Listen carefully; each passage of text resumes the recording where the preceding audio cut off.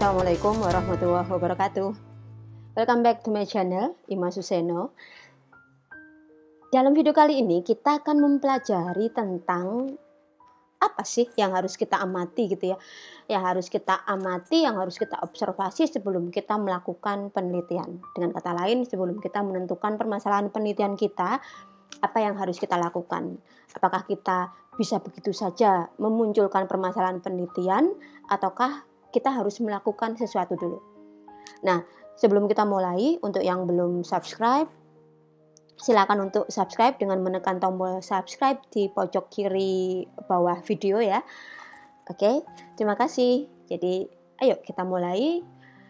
Jadi sebelum kita menentukan permasalahan penelitian, ingat ya bahwasanya alur dalam penelitian itu kita menentukan permasalahan penelitian dulu. Baru setelah kita menentukan permasalahan dalam penelitian, kita baru menentukan judul penelitian. Jangan dibalik ya. Kalau kita menentukan judul penelitian dulu baru kemudian permasalahan penelitian, maka biasanya akan muncul kerumitan dalam menentukan permasalahan penelitian. Untuk menyusun permasalahan penelitian sudah pernah kita pelajari di video sebelumnya ya. Ini di atas sudah saya cantumkan, silahkan untuk dipelajari. Nah, untuk bisa menentukan permasalahan dari penelitian tersebut, yang harus kita lakukan adalah kita harus mengamati secara langsung atau mengobservasi secara langsung di lokasi calon tempat penelitian kita. Jadi kalau kita misalnya sudah punya rencana, kita mau meneliti di lokasi A, berarti kita harus datang dan mengobservasi secara langsung.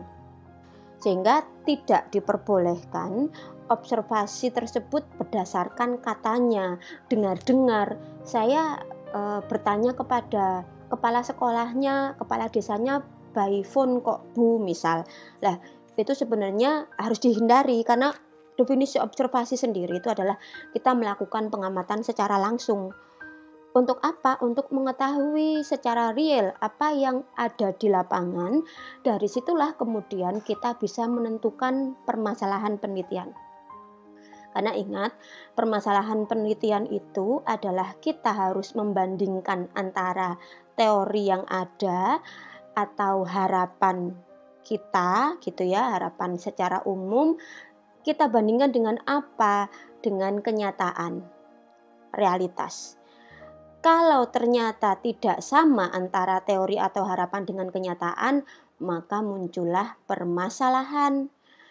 Nah, kalau ternyata antara teori dan harapan itu ternyata sama, ya tidak ada masalah. Kalau tidak ada masalah, ya tidak perlu diteliti gitu. Sehingga untuk kita tahu persisnya di lokasi yang akan kita teliti itu sungguhkah ada permasalahan yang bisa kita angkat menjadi sebuah penelitian, maka kita harus melakukan observasi secara langsung sendiri oleh diri kita. Seperti itu ya. Nah, apa saja yang harus kita amati? Kemudian apa saja yang harus kita catat? Di setiap kampus memiliki aturan yang berbeda-beda. Akan tetapi di Sekolah Tinggi Ilmu Tarbiyah Al-Fatah ini ada beberapa poin yang bisa dituliskan dalam lembar observasi ini ya. Oke, jadi di Stitaf ini ada lembar bukti observasi yang harus diisi dan diserahkan oleh mahasiswa kepada dosen pembimbing akademiknya. Kalau di beberapa kampus langsung kepada dosen pembimbing skripsinya. Jadi ini situasional ya, tergantung dari kondisi kampus masing-masing. Nah, di Stitaf ini lembar bukti observasi berisi antara lain adalah di bagian pertama ini kita harus mencantumkan nama lengkap dari pimpinan dari institusi yang akan kita teliti. Lokasi penelitian kita itu di mana, misal di sekolah atau di kampus atau di daerah, di desa, maka siapa yang memiliki kewenangan tertinggi itulah yang kita tulis nama beliau, kemudian jabatan beliau apa, kepala sekolah kah, atau kepala desa, atau bupati, dan seterusnya. Kemudian nama lembaga atau instansi tempat kita melakukan observasi tersebut di mana, misal di SMA Ilmi Kabupaten Bojonegoro misal. Kemudian alamat instansi di sini dituliskan alamat lengkapnya ya, dan karena memang lembar bukti observasi ini merupakan dokumen ilmiah, maka ingat penulisan-penulisan di dalamnya pun harus mengikuti kaidah ilmiah, termasuk dalam penulisan alamat instansi ini. Sehingga misal kalau kita menuliskan nama desa, kecamatan, kabupaten, ya kita sertakan ya. Desa Siman, Kecamatan Sekaran, Kabupaten Lamongan, Provinsi Jawa Timur. Jangan sampai ditulis hanya Siman, Sekaran, Lamongan. Asumsi kita adalah orang yang membaca lembar bukti observasi ini tidak tahu tentang daerah tersebut.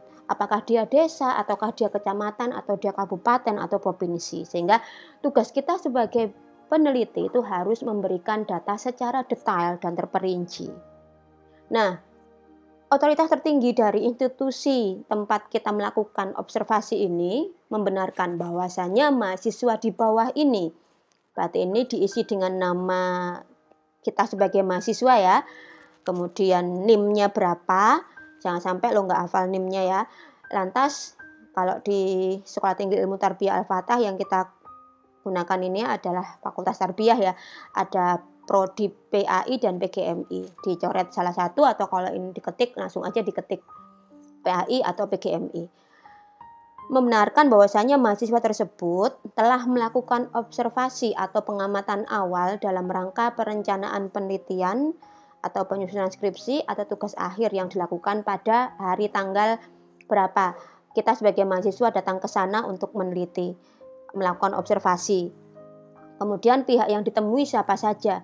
Jadi pihak yang ditemui ini tuliskan nama beliau ya. Penulisan nama beliau juga jangan semuanya huruf kapital, ikuti penulisan nama yang baik dan benar ya. Jadi misalkan namanya adalah Siti Zainab, berarti kita awali dengan huruf kapital untuk Sitinya, kemudian spasi, dan Zainabnya juga Z-nya huruf kapital. Jangan sampai ditulis huruf kecil semua, atau hanya awal saja yang huruf kapital, selanjutnya huruf kecil, lantas atau juga jangan ditulis huruf besar semua. Jadi ikuti aturan yang baik dan benar. Selanjutnya setelah nama, jangan lupa di dalam kurung kita sertakan posisi atau jabatan beliau di institusi tersebut itu sebagai apa. Kalau misalkan Wakasek Kurikulum ya kita tuliskan nama Siti Zainab dalam kurung Wakasek Kurikulum. Silahkan siapapun yang kalian temui di lokasi penelitian kita itu yang kita lakukan observasi, maka kita tulis beserta jabatannya.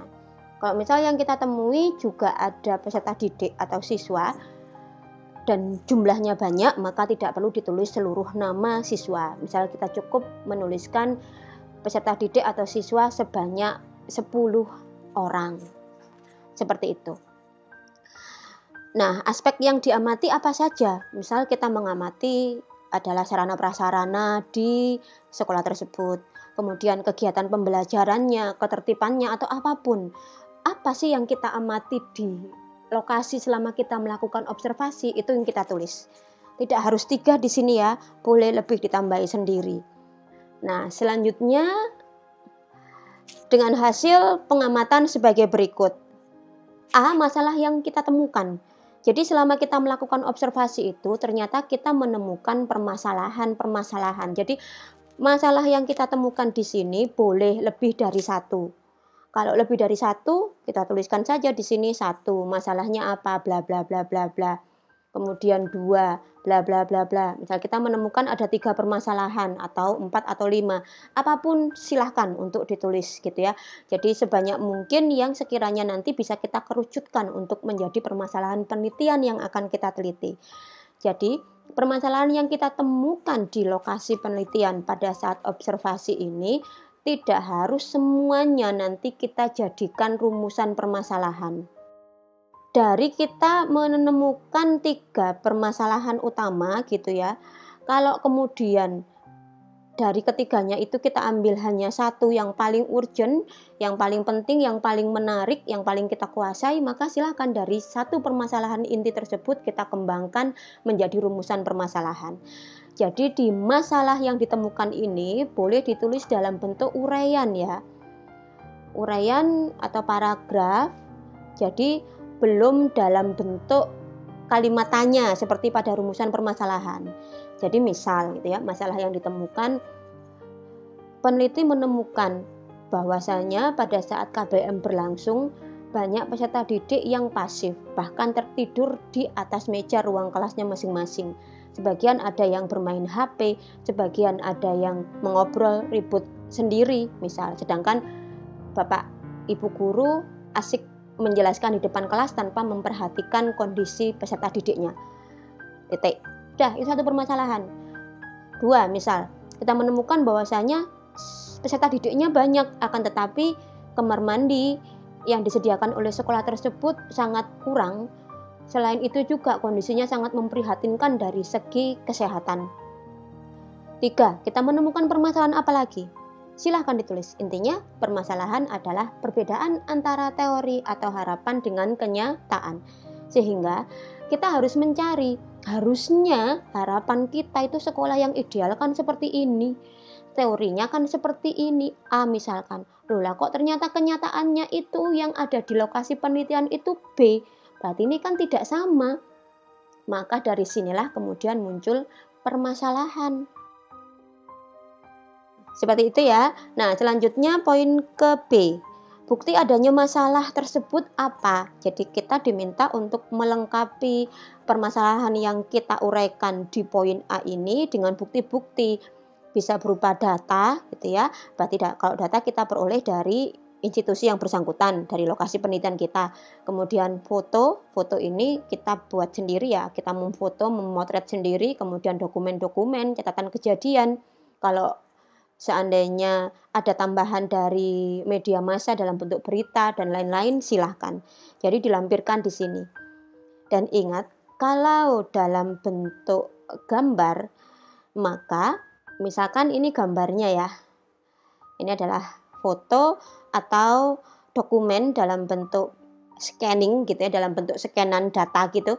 Nah, maka itu dikategorikan sebagai gambar. Maka jangan lupa kalau gambar, judul gambar kita harus letakkan di bagian bawah dari gambar. Kita singkat menjadi GB atau silakan kalau mau ditulis panjang gambar gitu nggak apa-apa. Kalau disingkat GB titik. Karena gambar ini ada di poin B gitu ya, maka misal kita tuliskan gambar B.1. Satunya dari mana? Satunya karena gambar ini ada yang nomor pertama, nomor 1. Nanti kalau di bawahnya lagi ada gambar lagi, berarti kita lanjutkan saja gambar B.2 dan seterusnya. Kalau di bab ya sama gitu, misalkan itu ada di bab 3, berarti gambar 3.1, gambar 3.2 dan seterusnya. Itu kalau gambar, keterangannya ada di bawahnya gambar foto tersebut.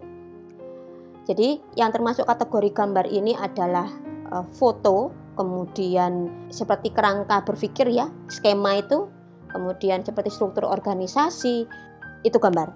Sedangkan beda dengan gambar jika tabel judulnya ada di bagian atasnya tabel ya. Jadi misalkan ini tabel berarti judul tabelnya ada di atasnya sini. Tabel misal ada di bab 3, berarti 3.1 baru apa judulnya.